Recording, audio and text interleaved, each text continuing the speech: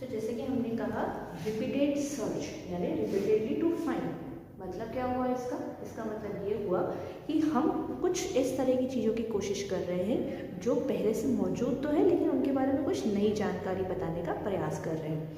जैसे एग्जाम्पल के लिए हम ले सकते हैं, मान लीजिए आप ये जानना चाहते हैं कि कोई भी व्यक्ति किसी सिचुएशन में किस प्रकार व्यवहार करेगा, या एक group of people how they will be acting in certain situation.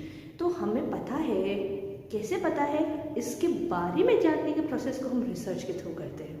और जब भी हम रिसर्च की बात करते हैं तो हमारे पास 3 चीज़ें हमेशा हमारे दिमाग में आती हैं, जो कि है एम यानी कि पर्पस,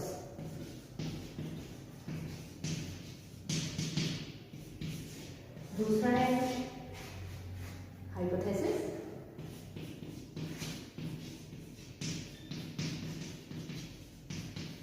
और तीसरा है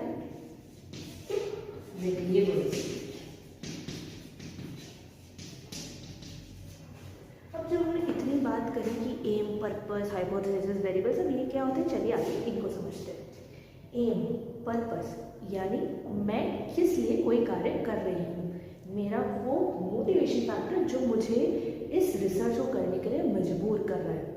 जैसे कि हम सभी जानते हैं आवश्यकता ही आविष्कार की जननी है, तो मुझे आविष्कार करने के लिए जो मेरी आवश्यकता है वो है मेरा एम यानी कि पर्पस, में क्यों रिसर्च कर रही हूँ। दूसरी चीज़ जो हमारे लिए काम की आती है वो है हाइपोथेसिस। हाइपोथेसिस का मतलब है परिकल्पना। इसका मतलब ये नहीं है किसी परी की कल्पना, इसका मतलब है कि हम किसी चीज़ के बारे में कल्पना करेंगे, और कल्पना करने का अर्थ हुआ कि हम ये जानना चाह रहे हैं कि अगर ऐसा हो रहा है तो क्यों हो रहा है, ऐसा नहीं हो रहा है तो क्यों नहीं हो रहा है। अब सबसे महत्वपूर्ण बात ये आती है कि हम हर किसी चीज़ की कल्पना कर सकते हैं? नहीं, हम हर चीज़ की कल्पना नहीं कर सकते, क्योंकि कल्पना करने के लिए आपके पास कुछ सबूत होने आवश्यक है। जैसे एग्जाम्पल के लिए मैं कहूँ कि आप ये कल्पना कर सकते हैं कि सेब पेड़ से नीचे गिर रहा है। हाँ, बिल्कुल गिर रहा है, क्योंकि हमने ये होता हुआ देखा है पहले। पर क्या आप ये कल्पना कर सकते हैं कि सेब अपने आप हवा में उड़ रहा है? नहीं, क्योंकि इसके लिए हमारे पास कोई भी सबूत यानी साक्ष्य यानी कि प्रूफ अवेलेबल नहीं है, यानी इस पर अभी तक कोई भी वार्ता नहीं की गई है।